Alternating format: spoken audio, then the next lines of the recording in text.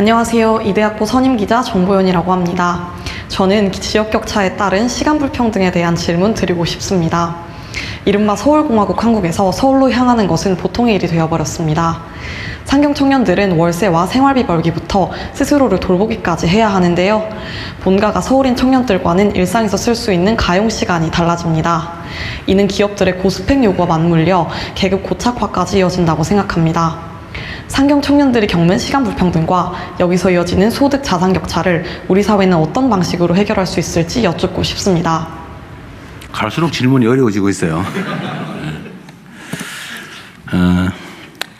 여하튼 우리가 해결해야 되고 또 현재 당면하고 있는 문제 중에 가장 심각한 문제 두 가지를 섞어서 동시에 저를 타격을 하셨어요. 그게 이제 지방 균형 발전 문제와 청년 문제죠. 두 가지를 섞어놨으니 얼마나 어려운 얘기입니까?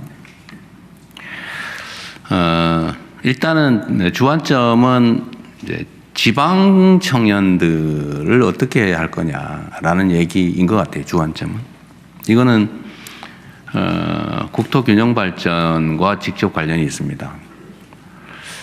자주 말씀드린 것처럼 우리 대한민국의 여러 문제 중에 또 하나 심각한 문제가 수도권 집중이죠. 생각해보면 부동산 문제도 사실은 거기서 엄청나게 격화되고 있습니다. 다 서울로 몰려오니 또 수도권으로 몰려오니 지방은 망가지고 서울은 미어 터지고 있죠. 폭발의 위험, 지방은 소멸의 위험, 이건 뭐 양측면을 동시에 겪고 있습니다. 그래서 우리 정부는 제가 할 수 있는 범위 내에서는 최대한 지방에 기회를 주려고 해요. 다행히 조금씩 효과가 있습니다.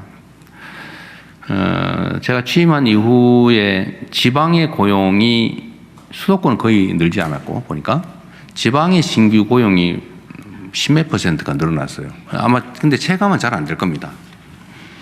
그리고 지방의 관광 수요가 상당히 많이 늘어나고 있어요. 그게 아마 3차 산업 분야의 창업을 많이 늘리지 않았나 또 고용을 많이 늘리지 않았나 싶어요.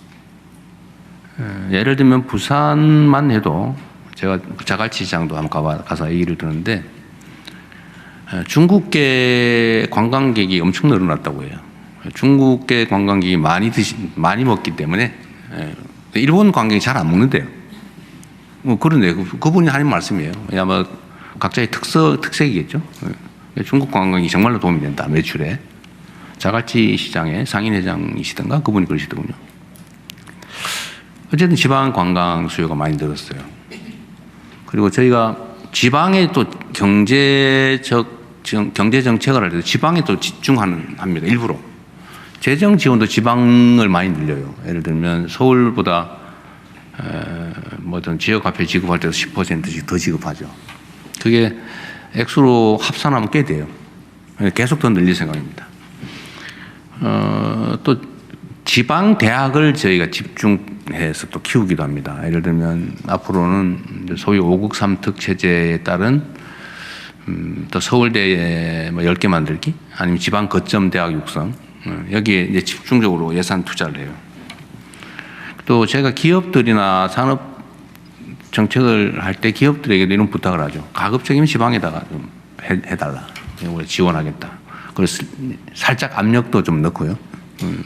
직권남용이 되지 않는 범위 내에서 제가 사실 부탁하죠. 제발.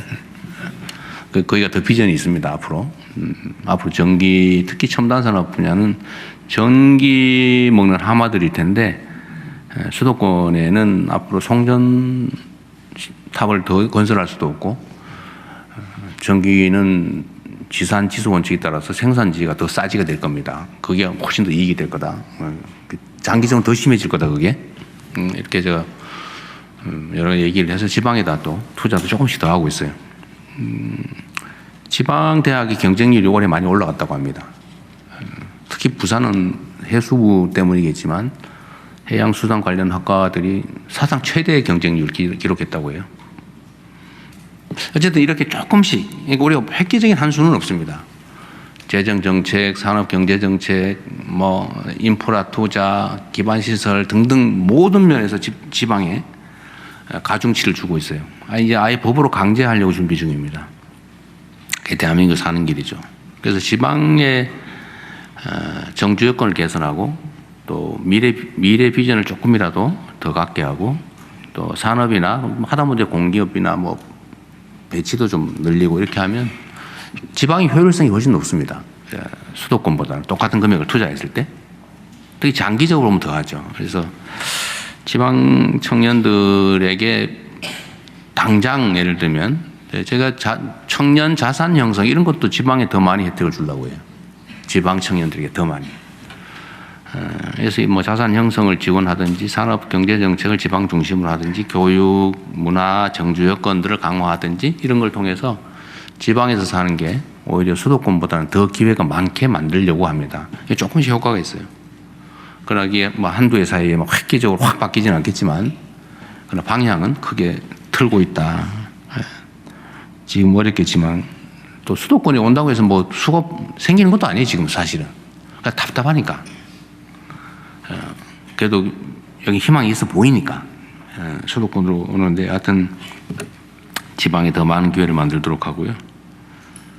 또 청년은 이게 이제 사실 청년 세대들 입장에서는 여러 가지 문제들이 있는데 뭐 저도 비슷한 세대의 아이들을 키우고 있습니다만 똑같아요.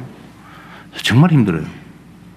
기성세대들은 객관적으로는 상황이 어려웠지만 희망이 있는 세상을 살았잖아요.